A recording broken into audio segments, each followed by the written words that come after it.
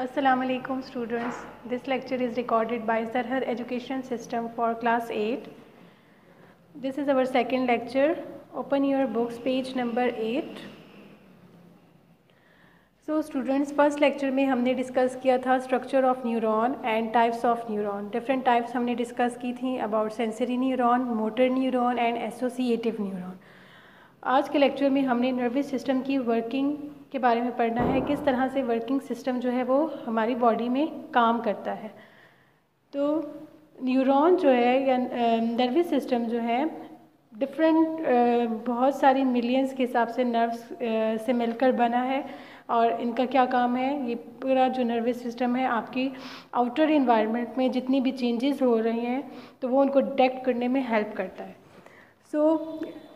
किस तरह की चेंजेस, फॉर एग्ज़ाम्पल अगर आपके आउटर इन्वायरमेंट में गर्मी है, सर्दी है, कोई सीजनल चेंजेस आ रही हैं या कोई और ऐसी चेंज, तो अकॉर्डिंग टू द चेंज जब आपकी बॉडी रिस्पॉन्स करती है तो ये with the help of nervous system करती है. आपका नर्वस सिस्टम रिस्पॉन्सिबल होता है कि वो किसी भी चेंज के अकॉर्डिंगली आपकी बॉडी को रिस्पॉन्ड करवा सके.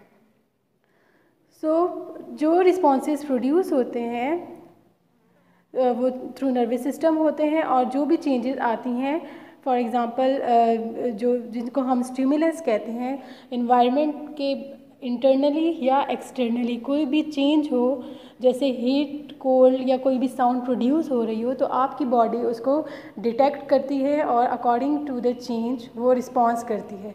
तो ये जो इन्वायरमेंट में चेंज होता है इसको हम क्या कहते हैं, स्टिमुलस कहते हैं. अब इस फिगर से मैं आपको एक्सप्लेन करती हूँ. फॉर एग्ज़ाम्पल ये जो स्टिमुलस है ये आपके एक्सटर्नल इन्वायरमेंट में मौजूद होता है, ठीक है.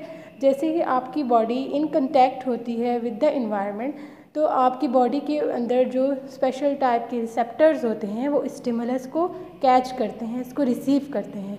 तो ये रिसेप्टर्स इसको डिटेक्ट करने में हेल्प आउट करते हैं. यहाँ पर आपकी स्किन में ही सेंसरी न्यूरॉन्स होते हैं. ये इस मैसेज को जो स्टिमुलस से आया होता है वो आपके ब्रेन की तरफ लेकर जाते हैं, और ब्रेन उस मैसेज को जो है वो आगे मोटर न्यूरॉन्स को ट्रांसमिट करता है इस मैसेज को एनालाइज करके, और मोटर न्यूरॉन्स दोबारा से आपके स्किन की तरफ आते हैं जिसमें मसल्स वगैरह शामिल हैं. तो तब आपकी बॉडी मोटर न्यूरॉन्स जैसे ही मैसेज लेकर आते हैं उसके स्टिमुलस के अगेंस्ट रिस्पॉन्स शो करती है. तो ये तो समरी मैंने आपको बता दी है, यहाँ मैं आपको प्रॉपर एक्सप्लेन करती हूँ. फॉर एग्ज़ाम्पल जो डिफरेंट स्टिमुलस होते हैं हमारे पास, हमारे इन्वायरमेंट में कोई हीट आ गया या कोल्ड हमारा इन्वायरमेंट हो गया है, या कोई भी प्रेशर या वेव्स या साउंड प्रोड्यूस हो रही है, these all are the stimulus जिसको हम जो है वो जिसको हमारी बॉडी डिटेक्ट करती है. स्पेशल टाइप के ऑर्गन्स या टिश्यूज़ आपके बॉडी में मौजूद होते हैं आपकी स्किन में, जो कि इन स्टिमुलाई को डिटेक्ट करते हैं, इन चेंजेस को डिटेक्ट करते हैं. उनको हम क्या कहते हैं, रिसेप्टर्स. सेंसरी न्यूरॉन्स आपके रिसेप्टर्स के करीब मौजूद होते हैं जो इन मैसेजेस को नर्व इम्पल्सेस की फॉर्म में सेंट्रल नर्वस सिस्टम तक लेकर जाते हैं. देन सेंट्रल नर्वस सिस्टम इन मैसेजेस को प्रोसेस करता है, उनको एनालाइज करता है, समझता है, और आगे जो है वो ट्रांसमिट कर देता है मोटर न्यूरॉन्स को. और हमने फर्स्ट लेक्चर में डिस्कस किया था कि मोटर न्यूरॉन्स का क्या काम है कि वो आपके ब्रेन से या आपके सेंट्रल नर्वस सिस्टम से आप मैसेज लेकर जाता है टुवर्ड्स योर बॉडी पार्ट्स. तो जब ये motor neurons message in the form of nerve impulses लेकर जाते हैं तो आपकी बॉडी रिस्पॉन्स शो करती है. तो जिन पार्ट्स की तरफ या जिन मसल्स की तरफ लेकर जाते हैं उनको हम क्या कहते हैं, इफेक्टर्स. इट मीन्स कि रिसेप्टर्स एंड इफेक्टर्स जो हैं वो आपके इन्वॉल्व होते हैं आपकी बॉडी को रिस्पॉन्स करने में. नेक्स्ट हम डिस्कस करेंगे about reflex section. Reflex section क्या होता है, उसका हमारी बॉडी में क्या काम है, उसकी वर्किंग क्या है. पीछे जो मैंने आपको नर्वस सिस्टम की वर्किंग के बारे में बताया है ये कनेक्टेड है इसी रिफ्लेक्स सेक्शन के साथ.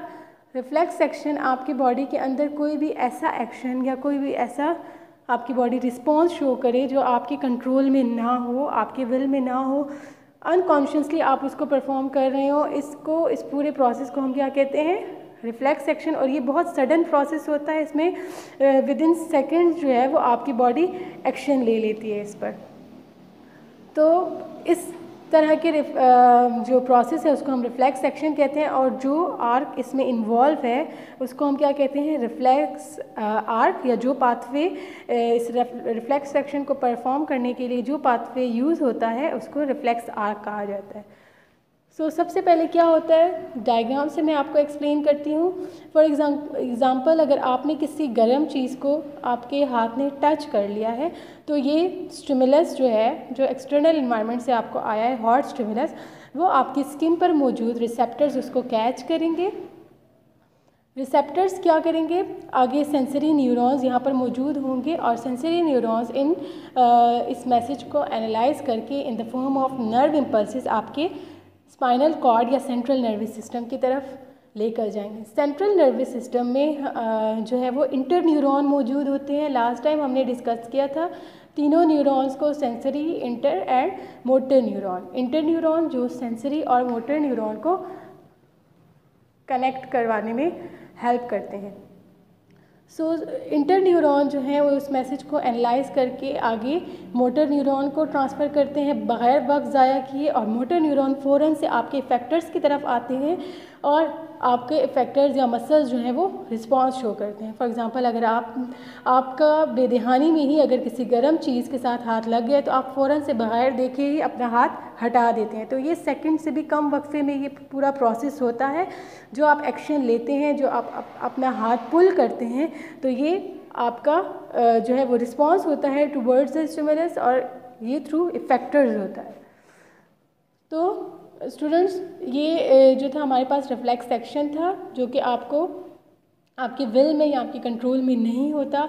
आपके जो है वो हाथ अगर गर्म चीज़ से लग जाए या किसी भी जो है वो नोकीली चीज़ से लग जाए तो आप फ़ौरन से उसको हटा देते हैं। तो ये थ्रू रिफ्लेक्स एक्शन ही ये आप प्रोसेस आपकी बॉडी परफॉर्म कर सकती है।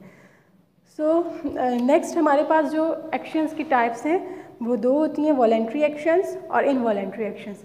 वॉलेंट्री एक्शंस आपने प्रीवियस क्लासेस में भी पढ़ा होगा, वो एक्शंस होते हैं जो आपके कंट्रोल में होते हैं, जिनको आप कंट्रोल कर सकते हैं, और आपका ब्रेन उनको या नर्व इम्पल्सेस को रिसीव करता है और जो भी इन्वायरमेंट में चेंजेस हो उसके अगेंस्ट जो है वो एक्शन लेता है। फॉर एग्जांपल अगर आपने कोई बुक पढ़नी है तो ये आपका वॉलेंट्री एक्शन है, क्योंकि आप पहले उसके बारे में सोचेंगे, फिर आप बुक उठाएंगे और उसको रीड करना शुरू करेंगे। तो ये सारा प्रोसेस जो है वो आपके कंट्रोल में है।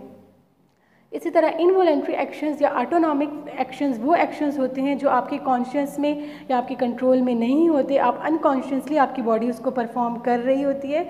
जैसे आपकी बॉडी के अंदर बहुत सारे ऑर्गन्स और ऑर्गन सिस्टम मौजूद हैं जो कि अपना अपना काम जो है वो अच्छे तरीके से कर रहे हैं। तो ये आपके कंट्रोल में नहीं है, बल्कि ये आपके बॉडी के कंट्रोल में है, और आपकी बॉडी जो है वो बग़ैर आपके किसी विल या आपके जो है वो कंट्रोल के उसको खुद ही परफॉर्म कर रही है। क्विक ऑटोनॉमिक एक्शंस होते हैं, और इनमें हमारा nervous system, autonomic nervous system जो है वो इन्वॉल्व होता है, वो इनको रेगुलेट करने में हेल्प करता है। वॉलेंट्री एक्शंस जो आपके कंट्रोल में हैं उनकी क्या एग्जांपल्स हैं, जैसे आपने अगर कोई जूस का ग्लास पिक करना है, you clap hands while watching cricket match देखने के दौरान आप अपने हैंड्स को क्लैप करते हैं, ये आपके वॉलेंट्री एक्शंस में है। इसके अलावा आप वॉक कर रहे हैं, इसके अलावा आप सो रहे हैं, जाग रहे हैं, ये सारे आपके खाना पीना, ये सब वॉलेंट्री एक्शंस में आते हैं। इसी तरह इनवॉलेंट्री एक्शंस जो आपके इंटरनल बॉडी फंक्शंस परफॉर्म कर रहे हैं, जैसे कि आपकी हार्ट बीट नॉर्मल तरीके से चल रही है, इसी तरह आपके इंटेस्टाइन में फूड किस तरह से डाइजेस्ट हो रहा है, आप अपनी आइज़ को जो ब्लिंक करते हैं, ये आपके कंट्रोल में नहीं होता, ये आपका nervous system, autonomic nervous system इसको रेगुलेट करता है। तो इस टाइप के एक्शंस को हम क्या कहते हैं, इनवॉलेंट्री और ऑटोनॉमिक एक्शंस। स्टूडेंट्स, अपने इस लेक्चर को, आज के लेक्चर को आप 2 टाइम्स रिपीट करें ताकि आपको इजीली समझ आ सके और जो है वो आप इसको समझने में आसानी हो। Thank you.